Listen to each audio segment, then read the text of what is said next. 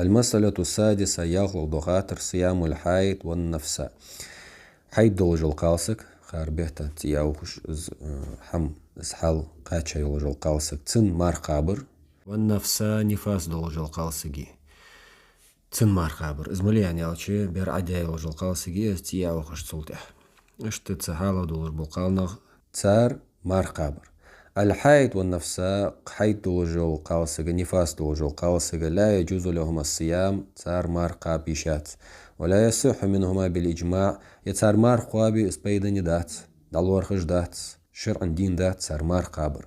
بالإجماع إجماع خلرت برتين بعالم ناغيقي تسار مار خوابي اسبيدن دات دالورخش دات يقميت اليشات سار مار قاب حارم دقس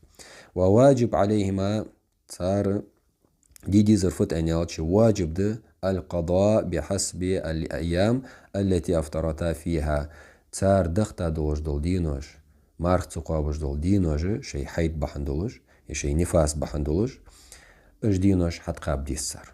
قالت عائشة رضي الله عنها عائشة زيانت نالرياس خوتسن كان يصيبنا ذلك اسحم تقاتش خندرتون قالنا خي عردس بيمر زامن صلى الله عليه وسلم فنؤمر بقضاء الصوم تكون أمر ديا خندر هل أمر ديا خندر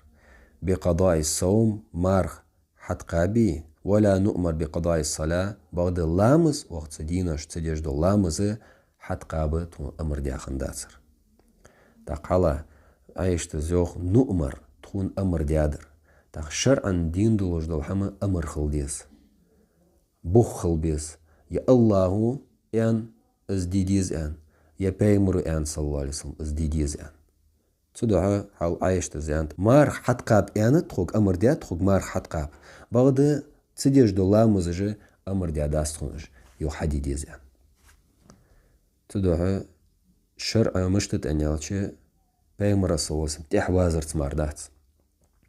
تجيش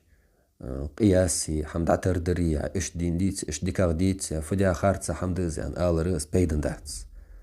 الله اگر يلچنگر صلى الله عليه وسلم حدين حم خلديس سحاب مش قيت تاش بس ازدن قيت ديج ليل ديش والله أعلم.